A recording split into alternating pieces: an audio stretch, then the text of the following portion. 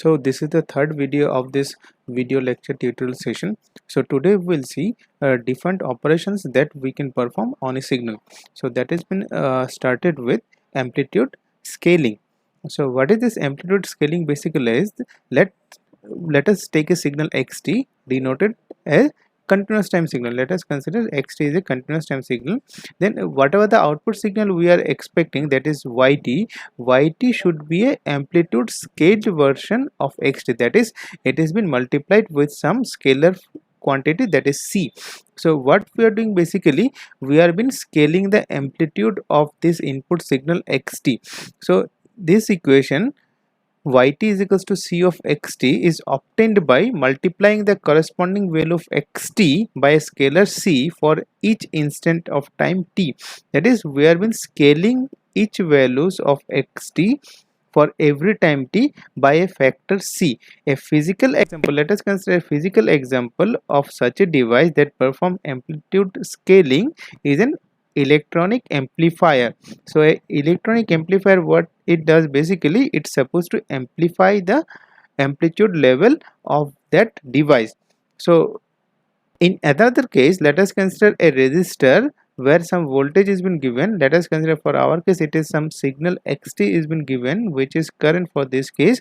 So when some current is been flowing through a resistor, we can say we can able to observe some voltage across this resistor. So when this c, which is a resistor for this case, so output voltage what we have been getting as yt, it is the scaled version of c, scale version of xt, that is by the amount or by the quantity c. So I, the current I, it is xt for our case, and resistance value it is multiplication factor, so that we can able to get this output yt as c of xt. So in the same manner we can apply for a discrete time signal also, that is yn is equals to c of xn. Second property is the addition property. So let us consider two signals are there, x1t and x2t denote a pair of continuous time signal. So the output signal yt is the summation of these two signals, that is x1t and x2t. So a physical example of such a device that can add a signal is a audio mixer, like which combines the music and voice signal. So when a musical concert has been going on, some people has been sitting with a very big electronic instrument which is known as mixer, where what is supposed to do, he has been taking the voice signal from the singer and all the instrument signals, instrument music signals from other devices, and what it basically does, it's supposed to add all those signals so that we can hear with our very good signal can be audible to the audience. So it is a kind of mixer. So in the mixer, two or three or more than two signals are being added so that a single output can be given to the output. So in the same manner we can do for the discrete time signal also. So yn supposed to be the summation of two signals x1n and x2n. Third property is the multiplication property. So multiplication property is something like that, two signals x1t and x2t, which the output, when it has been given to some system, the output has been produced is the multiplication of these two signals x1t and x2t. So such an example we can able to get from an AM radio signal, which x1t consists of the audio signal, let us consider, plus a DC component, and x2t consists of a sinusoidal signal called a carrier wave. That is what amplitude modulation is known as.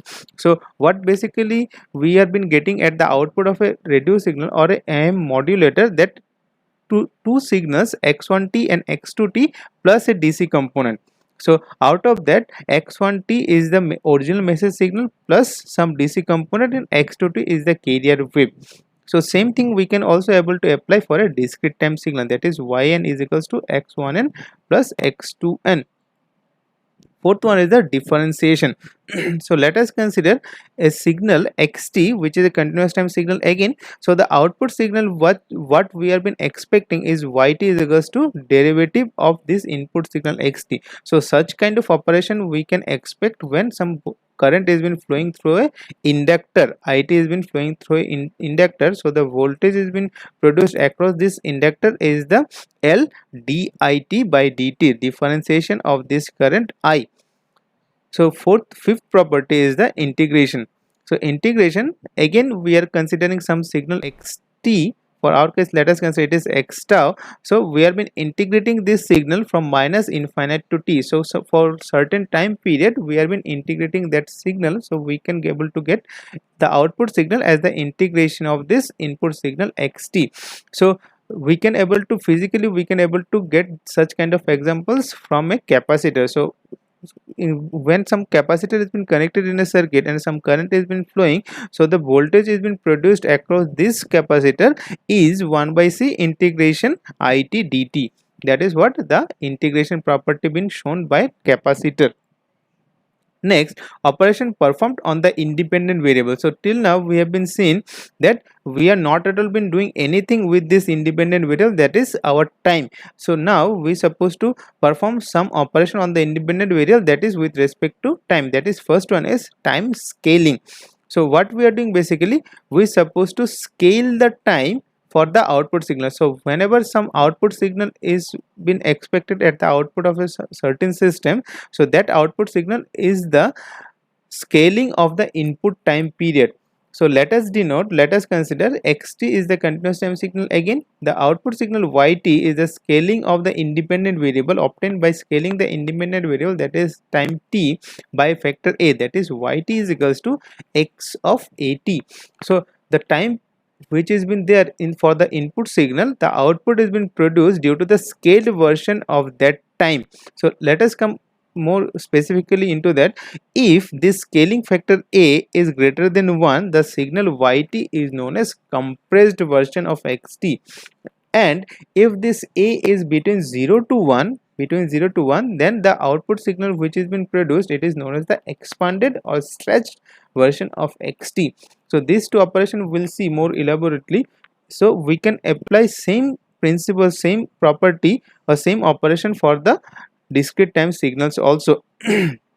Okay, so what I said, that if a is greater than 1, so it is the compressed version, sorry, it is the compressed version of this xt. If it is 0 to 1, it is the expanded version of xt. So let us consider this case where xt is been given by a triangular pulse. It has been from minus 1 to 1 having amplitude 1.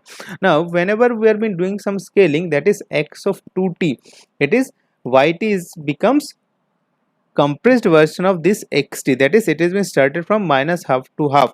And if we have been expecting yt is equals to x of half t, it starts from this output signal yt starts from minus 2 to 2, whereas the input is there for minus 1 to 1. So let us see. Now let us consider that our input x of 2t, yt is supposed to be for x of 2t. So let us consider at t is equals to 0, what happens to this output for this signal xt. So let us consider at t is equals to 0, the amplitude level should be 1. At t is equals to 0, the amplitude level should be 1. So same thing, if we put here t is equals to 0, y also 0. So the amplitude level what this xt is having for t is equals to 0, so same amplitude level will be maintained for y t, that is at y0 also we have been expecting the amplitude should be 1. That is what it has been drawn over here. Now if we consider that xt should be at t is equals to 1, so what should be at our output? So if we consider that t should be 1, if we have been expecting our output should be at t is equals to 1 second, so y of y1 should be produced from x of 2. Just try to understand. Let us consider our output what we have been expecting. So let us see what the output should be at t is equals to 1.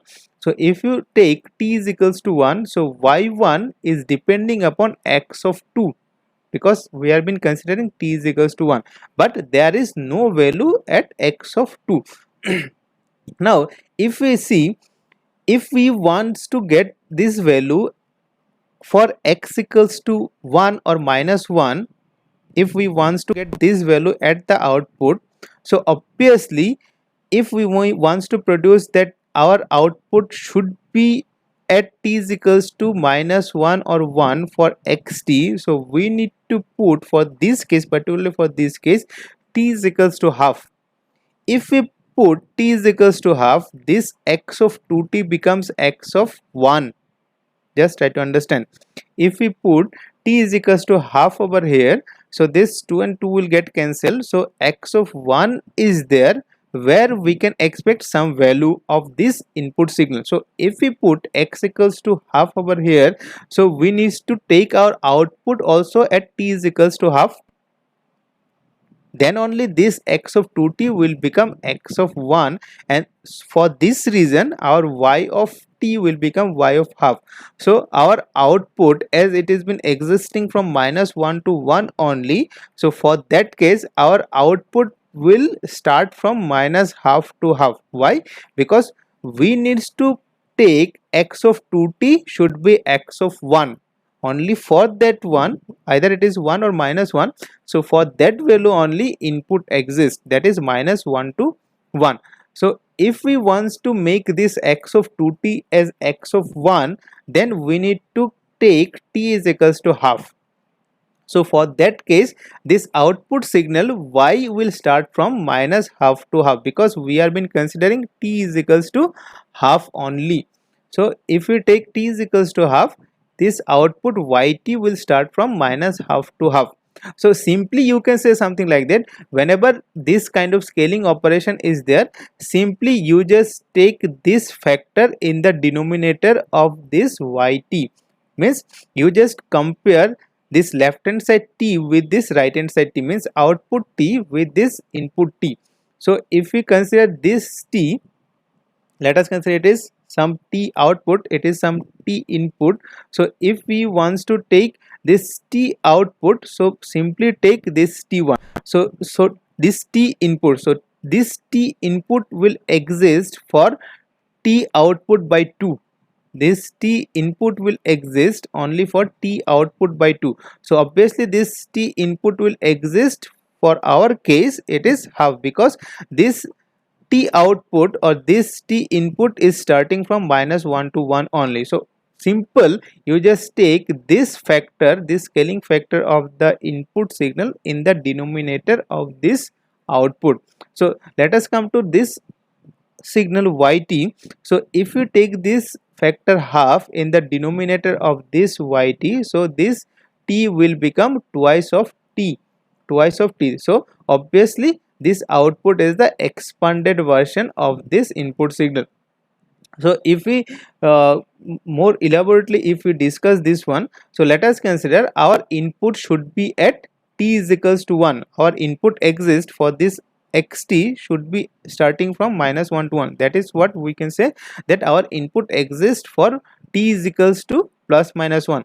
So to make this x of half t as x of plus minus 1, that is x of 1, so obviously we need to put t is equals to 2.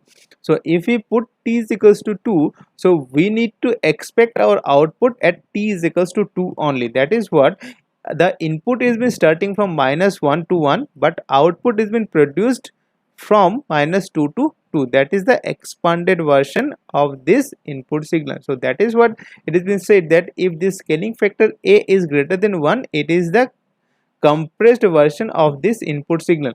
If a is between 0 to 1, it's supposed to be the expanded version of this input signal. Okay, so this is in terms of a discrete time signal where we have been getting, let us consider for this xn, it contains samples for every t is equals to 1, that is t is equals to 1 interval. It has been existing all the samples from -6 to 6.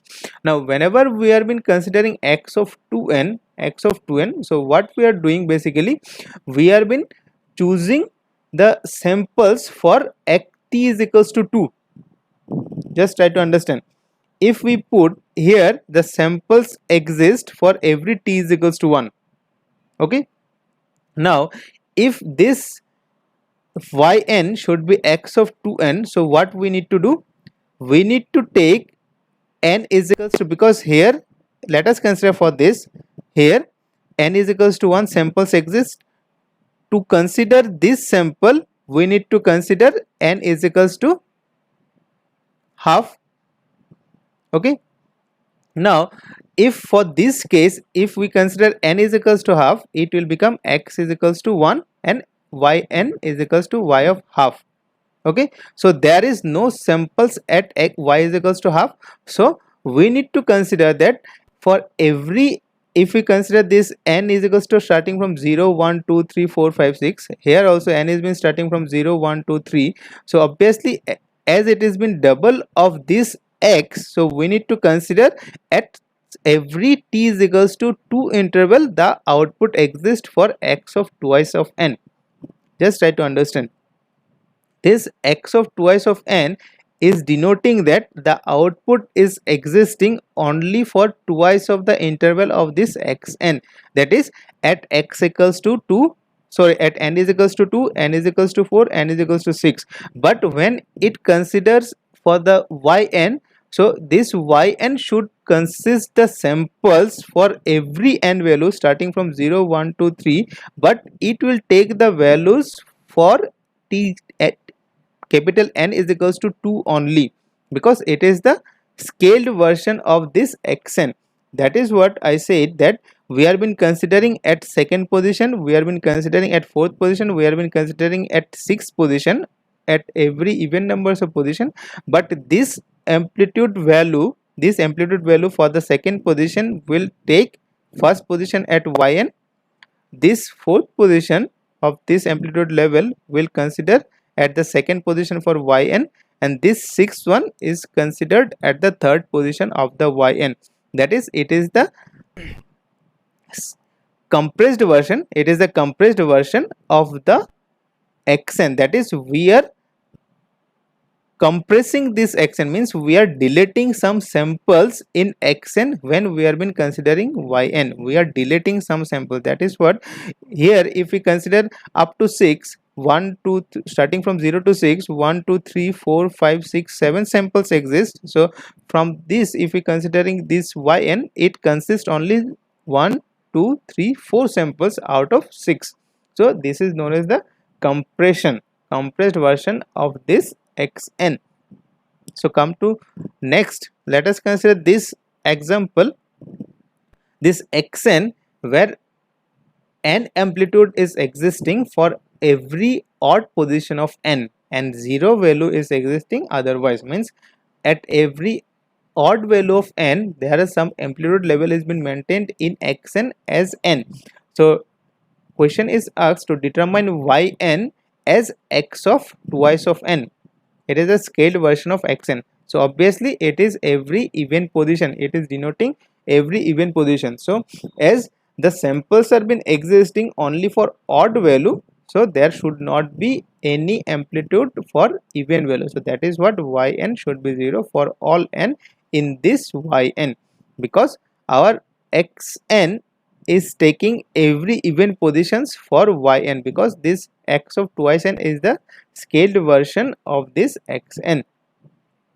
Now second operation is the reflection. So what we are doing, basically reflection, it is the same thing. Let us consider some object has been placed before the mirror, so in the opposite side of the mirror we is able to get the reflection of that. Now come to this case where we are been considering reflection with respect to some signals xt.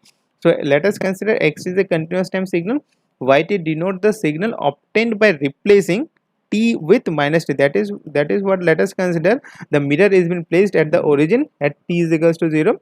So our signal xt is existing for t greater than 0. So we supposed to get the mirror, means that is reflection of this xt for t less than 0, that is at the left hand side. So what we need to do, we need to replace our t with minus t. So our reflected signal yt should be x of minus t, reflected signal yt should be x of minus t. We have been considering the signal for t less than 0. So the signal yt represents a reflected version of xt about t is equals to 0. We have been putting the mirror at t is equals to 0 only. So following two cases are of special interest, that is for the even signal. Let us consider xt is the even signal. So even signal for which we have x of minus t is equals to xt for all t, that is an even signal is same as the reflected version. An even signal is same as the reflected version. So x of minus t is xt. So whatever the object is been placed at the right hand side of the mirror, the same thing is been there at the left hand side. Now consider for the odd signal, x of minus t is the minus of xt for all t. So an odd signal is the negative of the reflected version. So whatever the thing is been placed at the right hand side of the mirror, at the left hand side, at the opposite side of the mirror, the reflected version will be the negative of the object whatever placed in front of the mirror. So this is the reflection with respect to even and odd signal. So let us consider this particular example where this kind of signal is been there xt. So if we wants to get the reflected version of that, we need to replace t with minus t. So if we replace t with minus t, this minus of t1 will become positive of t1 and this positive of t2 will become minus of t2. So this is the reflected version of this xt. Third property is the time shifting. So let us take xt is a continuous time signal. So we have been shifting this signal by some time period t. Let us consider for this case t naught. So what we are writing that yt is equals to x of t minus t naught. Now let us consider this t naught is greater than 0. So waveform yt is obtained by shifting xt towards the right. So whenever this t naught is greater than 0, we have been shifting towards the right. So how we'll discuss. And whenever this t naught is less than 0, we have been shifting towards the left. So let us consider about the origin, some signal has been there. So if this t naught has been greater than 0, so we are been moving towards the right, and if this t naught is less than 0, that is some negative value is there, so we are been moving towards the left. So if this t naught is greater than 0, that is some positive value, so t minus t naught will be in the equation. So if it is t naught less than 0, that is some negative value, so for left shifting this one will become positive. So for the left shift, whenever you are finding t minus some quantity, we supposed to shift in the right. Whenever you will find t plus t naught, we supposed to shift in the left. So same property we can able to apply for discrete time signal also. So let us consider this signal xt, it is a square pulse. Let us consider starting from minus half to half. So yt is equals to x of t minus 2. So we need to shift our xt by 2 unit towards the right. So what we need to do, we need to add this 2 with this as well as this. Just try to understand. So yt is supposed to be right shifted compared to xt. So if we consider, let us consider our xt is there from minus half to half. So what we need to consider, our yt should produced for some t minus 2. Our yt should produced for xt when it becomes t minus 2. So if we wants to get t minus 2, so let us take for t is equals to 0. So if we wants to make, let us consider for t is equals to 0, here some amplitude exists, that is 1 for t is equals to 0. So if you take t is equals to 0 here, so y0, so y0 should be the amplitude, y0 position, this position should have the amplitude for x of minus 2. So if we consider x of minus 2, no signal exists for x of minus 2. Now let us consider if we take x equals to 2, sorry, if we take t is equals to 2 here, so at t is equals to 2, we are been considering the original signal value at t is equals to 0. So for this case, for this particular case, if you take t is equals to 2, so what we are doing, basically we are been taking x0. So we are having x0 amplitude 1. So if we put t is equals to 2 here, we are been getting the output for t is equals to 2. So this is the origin for this xt. So obviously we supposed to take the midpoint at t is equals to 2 only. T is equals to 2. Why? Because at t is equals to 2, our signal xt exists at t is equals to 0. So if we put t is equals to 2 for this output signal y of 2, it will be become y of 2 is equals to x of 0. So our input, if we consider our input is been given to some system at x equals to 0, when t is equals to 0, this input will have the influence at the output when output is been considered at t is equals to 2. Just try to understand. We have been giving the input to certain system at t is equals to 0 because we have been considering t is equals to 2. So if we give this input at t is equals to 0, then we have been getting the output due to that system at t is equals to 2. That is what its midpoint is been considered at t is equals to 2. Now if we put x equals to half here, if it needs to consider x equals to half, so we need to equate this t minus 2 with half, because we need to make this t minus 2 should be half. So if we put t minus 2 is equals to half, so we have been considering t is equals to 5 by, we have been considering t is equals to 5 by 2. That is what this output, if we put t is equals to 5 by 2 here, so if we put t is equals to 5 by 2, so this x of t minus 2, when we have been putting 5 by 2 here, it will become x of half. So this x of half positions is been putting the influence at the output when this output is been considered at 5 by 2. So at 5 by 2 we have been getting the output for x of half. That is, when x is been exist for t is equals to half, this input is creating the output when output is been considered at 5 by 2. Same, when we need to consider this t is equals to minus half, if we need to make this t is equals to this t minus 2 is equals to minus half, we need to consider this t minus should be equated with half. So that will produce x of minus half for t is equals to 3 by 2. So original pulse was existing from minus half to half, but when we are doing the time shifting, it has been starting from 3 by 2 to 5 by 2. That is what it has been shifted towards the right. So simple way to think is that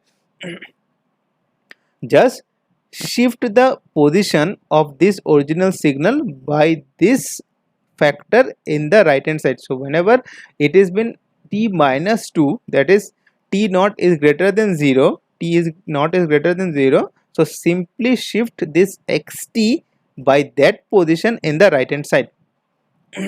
Whenever this is less than 0, that is some negative quantity is there, that is this sign is become positive, so simply shift this original signal xt by this factor towards the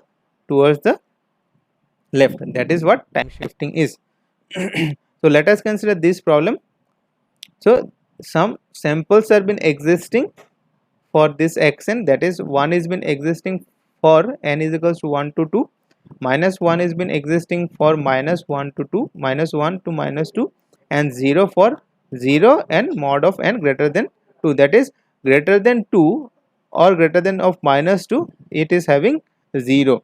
So they have been asked to find the x for n plus 3 location. So it is left shifting, it is because it is plus, so we need to shift at the left, we need to shift towards the left. So what we need to do, we need to simply shift this xn towards left by this factor 3.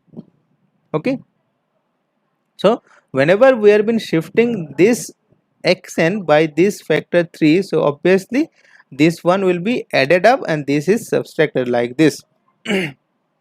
So if we subtract 3 from this to this n 1 and 2, so obviously this 2 when it has been subtracted, it will become minus 1 and this 1 will be produce minus 2. So obviously it is minus 1 and 2, it is already been situated in the left hand side, so this 3 will be added up with them and it will produce minus 4 and minus 5, and 0 will be for n is equals to 0. Previously it was n is equals to 0, so when this 3 is been added with this, so it's supposed to become minus 3 and n less than minus 5 and n greater than minus 1. So it is existing 0 value for n less than minus 5 and n greater than minus 1. So previously it was greater than minus it is greater than 2 and less than minus 2, it is less than minus 2. So it will become now added by three positions with this 2. So in the left hand side it will become minus 2, then minus 3 will be added up, then it will become minus 5, and for this case in the left hand side it will become minus 1. So in this way we are supposed to shift either in the left or either in the right. Now precedence rule for time shifting and time scaling. So let us consider some signal should be produced at the output of a system where two operations, that is shifting and time scaling, should be applied.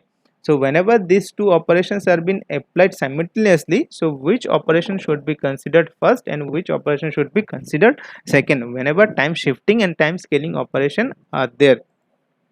That is called precedence rule for a time shifting. So let us consider let yt denote a continuous time signal that is derived from another continuous time signal xt through a combination of time shifting and time scaling. That is, yt should be x of at minus b. At denotes scaling and minus b denotes time shifting. So whenever we need to produce some output due to these two operations, so if we are having with our raw signal xt to have this kind of signal at the output, so which operation should we perform first? Either it is a time shifting or either it is a time scaling. So this relation between yt and xt satisfies the condition that we need to have y is equals to 0 for x is equals to minus b. So output at t is equals to 0 should be there for x of minus b. Whenever the signal exists for x of minus b, this input will produced at y is equals to 0, and x of 0 input will produce output at y is equals to b by a according to this equation. Means our output exists at t is equals to 0 when input exists for x equals to minus b, and our input been given for t is equals to 0, and this input will produce the output at y is equals to b by a time. So which produce useful check on yt in terms of corresponding value of xt. So whenever we supposed to get the output, we need to check something like that. Now to obtain yt from xt, the time shifting and time scaling operation must be performed in a correct order, otherwise we can't able to get the correct output. The proper order is based on the fact that the scaling operation always replaces t by at. As we know, scaling operation is in replace t by at, a is the scaling factor, while the time shifting operation always replaces t by t minus b, b is the time shifting factor. So hence time shifting operation is performed first. Time shifting operation must be performed first on xt, resulting in an intermediate signal. So let us consider we have been doing the time shifting first, that produce some intermediate signal vt is equals to x of t minus b. We have been shifting by factor b and b is greater than 0, so obviously we have been shifting towards the right. Now for the time scaling, time shift has replaced t in xt by t by b. Next, time scaling operation is performed on vt replacing t by at. So simply we'll been replace this vt when we have been applying time scaling in this intermediate signal vt. So what we do basically, we'll simply replace this t by at, that is with the scaling factor, resulting in the desired output that yt should be v of at and x of at minus b. So this is our desired output. So what we did first, we did time shifting first, that is replacing t by t minus b. Then this intermediate signal we have been applied the scaling, that is we have been replace this t with at. Okay. So we can assume some real life situation, something like that. Consider a voice signal recorded on a tape recorder. So if the tape is been played back at a rate faster than the original signal, we get the compression. That is, if the scaling factor is greater than 1, that is A is greater than 1, we get the compression. So whenever this tape recorder is been first forwarded, we can't able to hear the proper word because it has been played quite faster.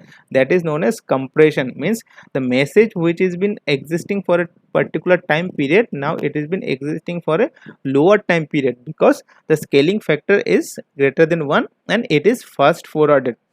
However, the tape recorder is played back at the rate slower than the original recording rate, we get the expansion, that is A is less than 1. So whenever the tape recorder is been played slower, so what is been happening, the song, the particular word in the song is been existing for a longer time duration, that is we have been expanding that word for a longer duration. So it gives the indication that if the scaling factor is greater than 1, we are getting the expansion. And this constant B assumed to be positive for this case accounts for the delay in playing back the tape.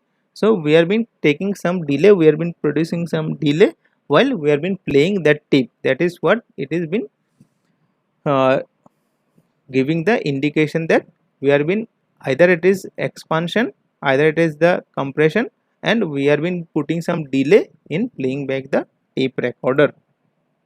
So let us take this example where yt is been considered something like that, x of 2t plus 3. So here the scaling factor is 2 and the time shifting factor is less than 0, that is it is negative, that's why this sign is positive. So our a is 2, b is minus 3. So let us consider this is our xt. So while we are having time shifting and time scaling operations all together, we need to perform first time shifting, that is we need to shift the original signal xt by minus 3, that is we need to shift in the left hand side by 3 position. So if we have been shift, this minus 1 will go to minus 4, this 1 will come to minus 2. So this is the time shifted version of this xt in the left hand side. After that we need to apply the scaling, that is replacing t with 2t. This intermediate signal vt should be this, on this intermediate signal this vt, t should be replaced with twice of t. So twice of t should produce, if we have been replacing t with twice of t, that is we need to consider this yt should be produced at half of this time period, that is minus 4 will be divided by 2, that will produce minus 2, and minus 2 will be divided by 2, that will produce at minus 1. So this is the scaled version of this input signal, this intermediate signal vt. So this is the input, this is the intermediate signal which is the time shifted version of this input, and this is the output, final output, which is the scaled version of this intermediate signal. So input is this, our output is this. Now let us consider we are not at all been following this precedence rule, we are doing something like that, we have been scaling the input signal first, after that we have been doing the time shifting. So what we are doing basically, the intermediate signal vt, intermediate signal vt is the scaled version of this xt, that is vt, intermediate signal vt is the x of twice of t. So after that this vt is been, this intermediate signal vt is time shifted in the left hand side. So what we are doing, yt, the intermediate signal vt which is the x of 2t, after that we have been doing the time shifting operation. So here this t is replaced by t of 3. So vt is the scaled version of xt, twice t is there, x of twice t. So after that this x of twice t, we have been replacing this t with t plus 3. So if we replace t with t plus 3, it has been producing x of twice t plus 6, which is not at all is equals to x of twice t plus 3. So this one is not at all correct.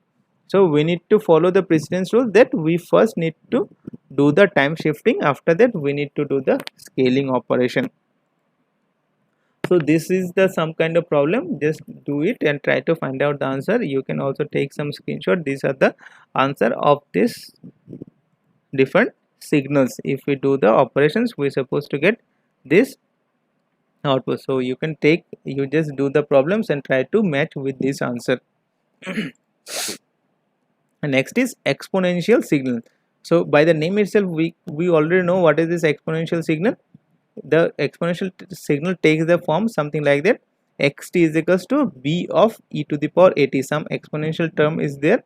So any signal xt, when it has been represented in terms of exponential signal, so it's supposed to have some amplitude value b, and it's supposed to have some parameter in the exponential term, that is a. So b is the amplitude of this exponential signal at t is equals to 0. It is having maximum amplitude at t is equals to 0. So depending on the other parameter a, we can have two cases, that either it is a decaying exponential or growing exponential.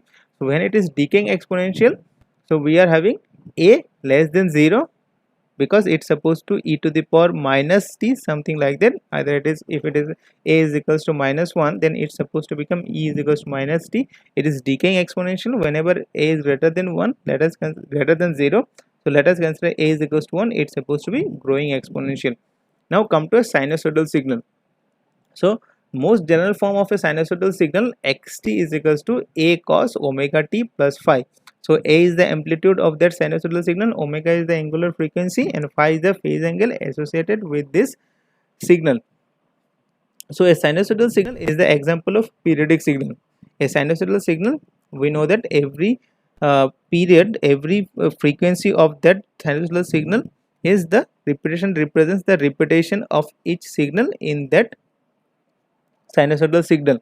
So a sinusoidal signal is an example of pure periodic signal, the period of which is t is equals to twice pi by omega. So this is the time period for which it has been considered as a periodic signal. So let us check how it is periodic. So we may readily show that this is the period of sinusoidal signal. If we go with this signal, so let us replace this t with t plus capital T. So whenever we have been replacing this t with capital T, so here also we need to replace, so omega t plus omega of capital T plus phi.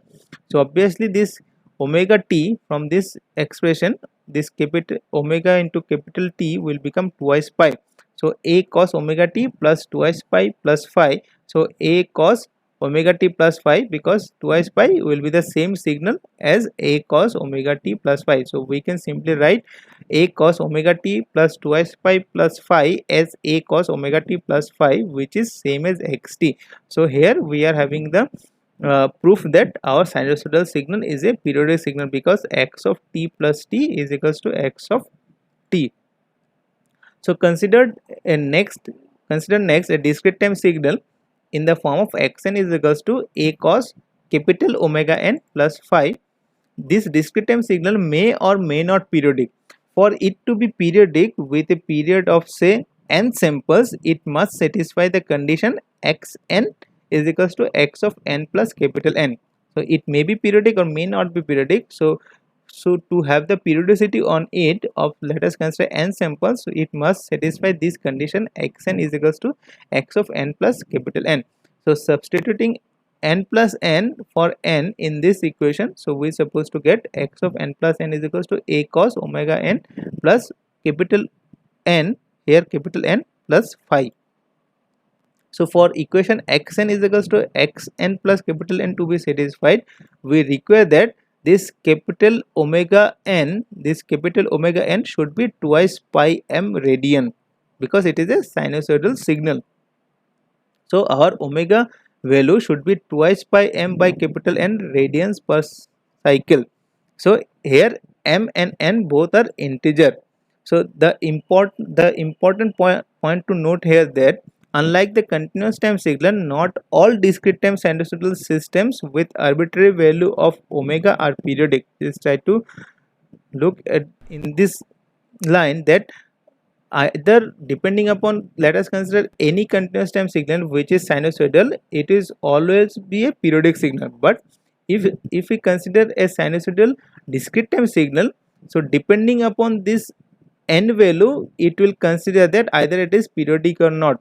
So not all discrete time sinusoidal systems with arbitrary value of this omega will be periodic. Specifically for the discrete time sinusoidal signal described in this equation to be periodic, the angular frequency omega must be a rational multiple of twice pi, then only we can consider that our sinusoidal discrete time signal is a periodic version. Otherwise, if omega is not at all a periodic, that is, it is not at all a rational multiple of twice pi, then we can't say that it is a periodic function. So let us consider a discrete time signal x1n. Let us consider a discrete time signal x1n, something like that, 5 pi n, and x2n is root 3 cos 5 pi n. So a point, they have been saying that both x1 and x2n are periodic. So find their common fundamental period. Fundamental period means minimum time period for which they have been periodic. So express the composite sinusoidal signal yn is equals to x1n plus x2n in the form of yn is equals to a cos omega n plus phi, and evaluate the amplitude a and phase phi. So here the angular frequency of both x1 and x2n, omega is equals to 5 pi. We can easily find out from this expression. 5 pi is the value of omega. Okay. So omega is the fundamental, it is the angular frequency of this discrete time signal. So from this x1n and x2n, both of have this omega value is 5 pi.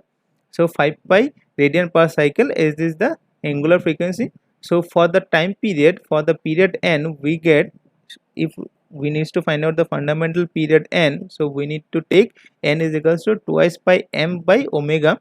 So here omega value is 5 pi, so our n value has been coming as twice m by 5. So for x1 and x2n to be periodic, n must be integer. If this x1 and x2n must be a periodic signal, so our this n, number of samples, should be an integer value. So number of samples can't be a fraction, so n should be number of samples in this discrete time signal should be an integer. So this can be so only for m is equals to multiple of 5. Otherwise, if it is not at all multiple of 5, then n will come as fractional value. So our m should be multiple of 5, that is either it is 5, 10, 15, something like that, which will result in n is equals to 2, 4, 6, something like that.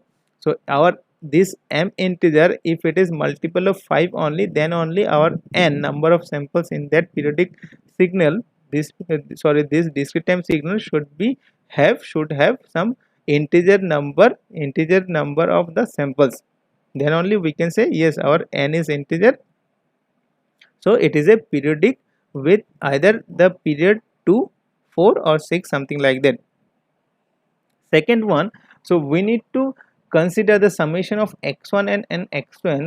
Yn is the summation of x1 and x2n should be in this form, a cos omega n plus phi. So if we expand in trigonometric relation, so we supposed to have a cos omega n cos phi minus a sin omega n sin phi. So letting omega 5 pi, this angular frequency 5 pi, we see that right hand side of this identity is of the same form as x1n plus x2n. So this one should be same as x1n and x2n.